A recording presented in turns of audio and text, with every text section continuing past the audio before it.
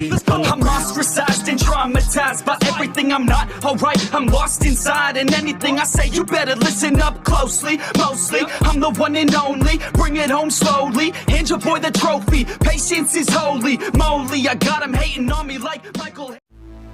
Yo, konnichiwa. Di video kali ini Mimin mau ngelanjutin anime Seiken Gakuen no Maken. Buat kalian yang belum nonton video sebelumnya, Mimin saranin buat nonton dulu supaya kalian tuh nggak bingung sama alur ceritanya. Tapi sebelum lanjut videonya, buat kalian semua yang baru bergabung atau baru mampir ke channel ini, bisa bantu channel ini dengan cara klik tombol like, tombol subscribe, juga nyalain loncengnya agar video-video di sini semakin membaik lagi. Dan kalau ada salah dalam penyampaiannya, mohon dimaafin.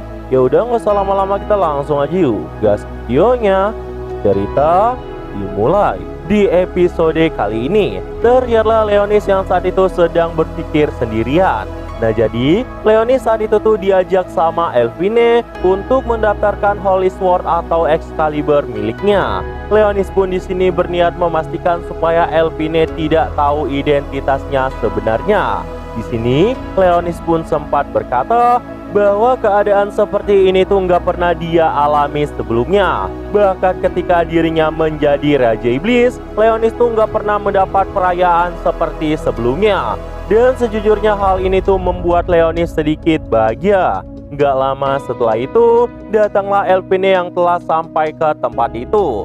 Dan setelah persiapan selesai, Elfine pun meminta Leonis untuk melepaskan seragamnya karena dia butuh kumpulan data dari tubuh Leonis. Leonis pun saat itu langsung mematuhinya dengan ekspresi yang malu.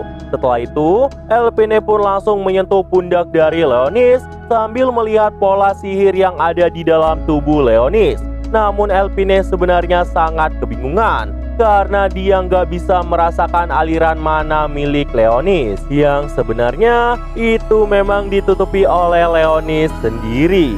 Di sini, Leonis pun sempat bertanya kepada Elfine kenapa Elfine mau memasuki regu milik Celia. Elfine pun menjawab perkataan Leonis bahwa dirinya telah kehilangan kekuatan besar miliknya karena kemampuan aslinya telah tiada. Bahkan semangatnya bertarung juga sudah tidak ada. Dan dulunya Elfine pernah dituduh telah membunuh sebuah regu miliknya. Itu adalah regu lama dari Elfine karena saat itu memang terjadi bencana. Diketahui, regu lama dari Elfine selalu berada di peringkat teratas dan bisa dibilang punya penaklukan poin terbanyak dibanding yang lain. Tapi 6 bulan yang lalu, mereka diserang oleh kawanan Void. Kawanan Void tiba-tiba muncul di beberapa reruntuhan. Ketika Elfine sadar bahwa mereka telah jatuh dalam jebakan Void, sayangnya semuanya udah terlambat. Dan terdapat beberapa korban dari kejadian saat itu. Elfine dan beberapa orang yang lain pun saat itu mencoba kabur dari tempat itu, meninggalkan kedua rekannya yang sedang bertarung. Mendengar semua perkataan dari Elfine, Leonis pun menyadari bahwa dirinya itu masih menyalahkan hidupnya. Karena pada akhirnya, hanya Elfine seoranglah yang berakhir selamat. Elfine pun melanjutkan perkataannya kembali. Sampai akhirnya, datanglah Celia yang berani memarahi dirinya. Elfine telah kehilangan semuanya sejak saat itu. Tapi Celia malah mengajaknya bergabung dengan regu miliknya. Sebenarnya, Elfine pada awalnya mau menolak, tapi melihat kegigihan dari Celia, Elfine pun pada akhirnya menerimanya. Dan singkat cerita, pendaftaran data milik Leonis pun telah selesai. Saat itu, Leonis sempat melihat sesuatu yang ada di atas meja. Dia pun bertanya-tanya apakah itu merupakan peta dari Assault Garden. Dia pun meminta izin kepada Elfine untuk melihat informasi itu. Dan Elfine pun saat itu meminjamkannya kepada Leonis. Ketika Leonis menuangkan sedikit mana pada peta itu, Leonis pun mulai merasakan pergerakan Void di beberapa area bulan lalu. Leonis pun mulai memikirkan hubungannya, karena jika dilihat-lihat, Void ini mirip seperti iblis yang bertarung melawan manusia. Dan Void berskala besar sering muncul di reruntuhan. Sepertinya mereka juga mulai terlihat di perairan sekitar kota belakangan ini. Leonis pun mulai merasa Ada kemungkinan Void itu terbentuk karena kekuatan dari iblis kuno. Tapi harusnya sesuatu tentang iblis telah menghilang sejak lama di sini. Bahkan bagian dari Void yang ditaruh Leonis dalam Shadow Realm juga telah menghilang. Dengan kata lain, kemungkinan itu datang dari dunia lain. Tapi Leonis nggak tahu kenapa mereka malah menyerang manusia. Dan bisa jadi Void punya tujuan membangkitkan pasukan Raja Iblis. Gak lama setelah itu, Shirley pun datang menghadap Leonis. Shirley berkata, "Saya sudah pulang Tuan Raja Iblis Leonis." Karena Leonis saat itu bertanya informasi apa yang udah dikumpulkannya. Shirley pun berkata bahwa dirinya berhasil membawa sebuah donat yang sangat manis dan juga berhasil membawa beberapa minuman umat manusia. Dengan alasan makanan itu terasa aneh karena enak banget. Leonis yang kecewa itu pun bertanya kepada Shirley, "Jadi hanya ini saja yang bisa kau dapatkan?" Shirley pun memalingkan wajahnya seolah pura-pura nggak tahu. Leonis pun saat itu berkata, "Ternyata kau keluar cuma untuk main-main aja. Tapi aku memang sudah menebaknya. Palingan kau cuma membawa makanan." Shirley yang mendengar itu pun berkata, "Tapi tuanku, aku sebenarnya juga mendapat beberapa informasi. Orang-orang di sini nggak ada yang tahu tentang Raja Iblis. Mereka cuma tahu itu adalah salah satu dari dewa kuno 1000 tahun yang lalu."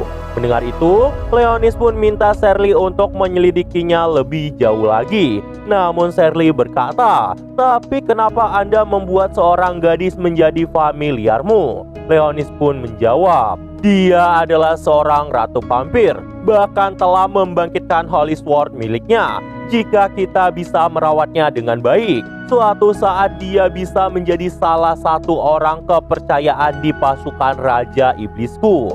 Shirley yang cemburu itu pun langsung pergi dari tempat itu. Gak lama setelah itu, Leonis terlihat sedang bersantai di ruangan miliknya. Dia pun bertekad untuk melihat potensi dari Celia ke depannya. Meskipun kemampuannya sebenarnya masih noob banget, tapi entah kenapa Leonis pun merasa dia akan menjadi bawahan terkuat dari Leonis. Gak lama setelah itu, terlihatlah Celia yang baru selesai membasuh tubuhnya. Melihat itu, si Raja Iblis yang satu ini matanya pun langsung melotot. Singkat cerita, waktu pun berlalu. Di sini, Leonis tiba-tiba mengingat masa lalunya.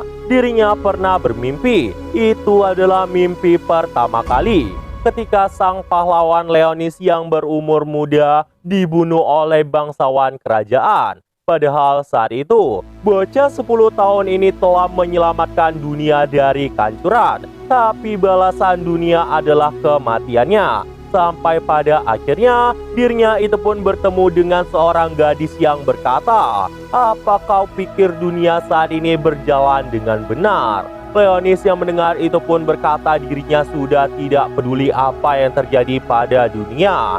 Dan wanita itu pun berkata, "Kau tahu, aku mencoba untuk melawan dunia ini," ucap gadis itu dengan senyuman yang sangat cantik. Scene pun kemudian berpindah ke esokan harinya. Terlihatlah Leonis yang saat ini udah bangun dari mimpinya. Leonis pun berkata, "Sudah lama aku tidak memimpikan gadis itu. Dia adalah Roselia Isaris, gadis yang dipanggil sebagai Goddess of Rebellion, dan seorang bocah yang dipanggil sebagai pahlawan yang bereinkarnasi menjadi Raja Iblis adalah diriku. Aku dulunya pernah menyelamatkan dunia yang menyedihkan ini, tapi aku malah dikhianati. Betapa bodohnya aku karena percaya kepada orang lain." Ketika Leonis melihat sekitarnya, terlihatlah tempatnya yang saat itu udah berubah. Dirinya yang sebelumnya tidur di sofa malah tidur di sebelah Celia. Dia pun saat itu membangunkan Celia dan bertanya kepada Celia kenapa dia bisa ada di sini. Celia pun menjawab, dia memindahkan Leonis agar Leonis tidak masuk angin. Leonis yang mendengar itu pun berkata di dalam hati, "Dasar bodoh, tubuh seperti ini mana bisa sakit."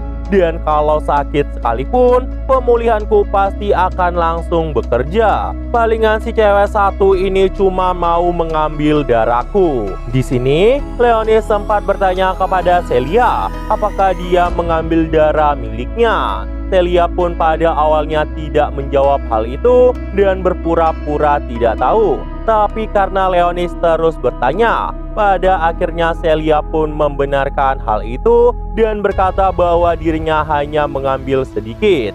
Setelah itu, Leonis pun bersiap-siap untuk pergi ke perpustakaan akademi. Itu karena Leonis ingin mempelajari sejarah dunia ini, pembangunan masyarakat, dan kemunculan tentang Void. Karena masih banyak hal yang gak dia mengerti di sini. Lagian di masa lalu, Void dan Excalibur bukanlah sesuatu yang ada. Mendengar perkataan dari Leonis yang mau pergi ke perpustakaan, Celia pun berkata, tapi sebelum itu, mereka harus mengikuti pelajaran lapangan berlatih. Itu karena Holy Sword merupakan senjata yang paling kuat dan serbaguna. Jadi mustahil untuk melihatnya hanya dalam satu kegunaan. Dan setelah itu, mereka pun berpindah ke tempat latihan. Di sini, Leonis pun meminta Celia untuk menunjukkan kemampuannya. Mereka akan menggunakan simulasi Void.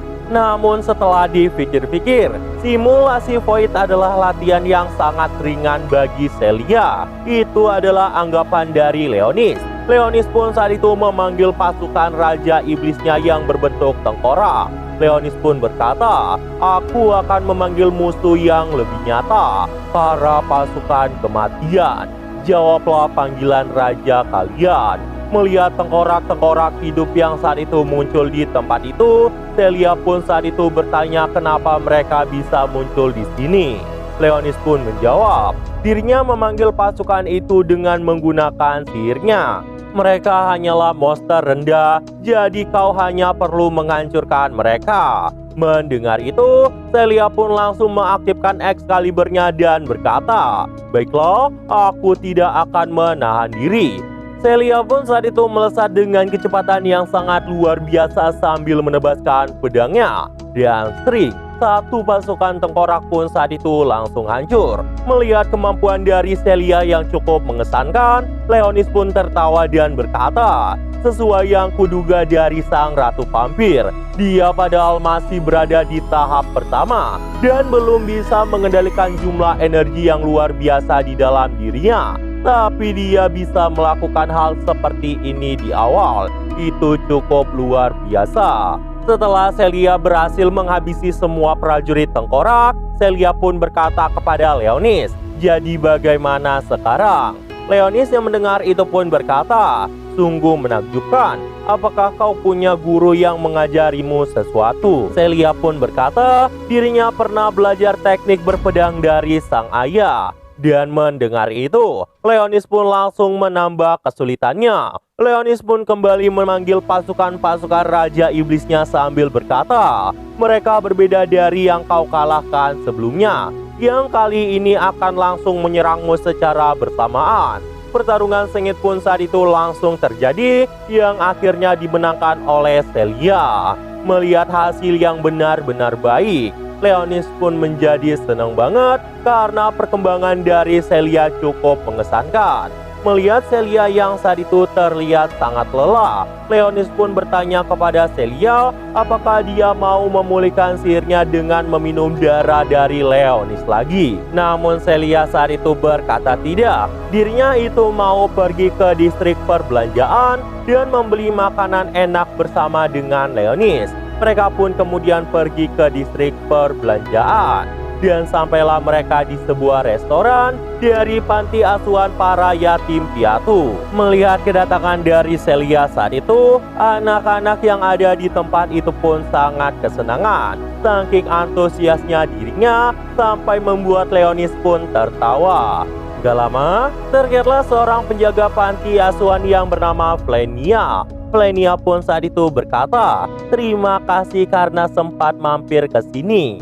Tapi Celia, siapa anak itu? Celia yang mendengar itu pun berkata bahwa dia adalah anak yang diselamatkan dari reruntuhan. Dia bernama Leonis.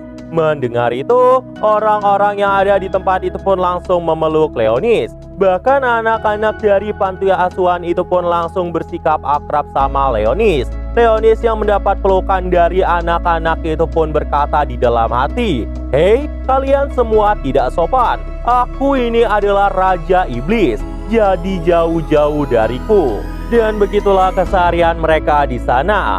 Di sini, sang penjaga panti asuhan pun sempat berkata bahwa Celia memang selalu membantu mereka.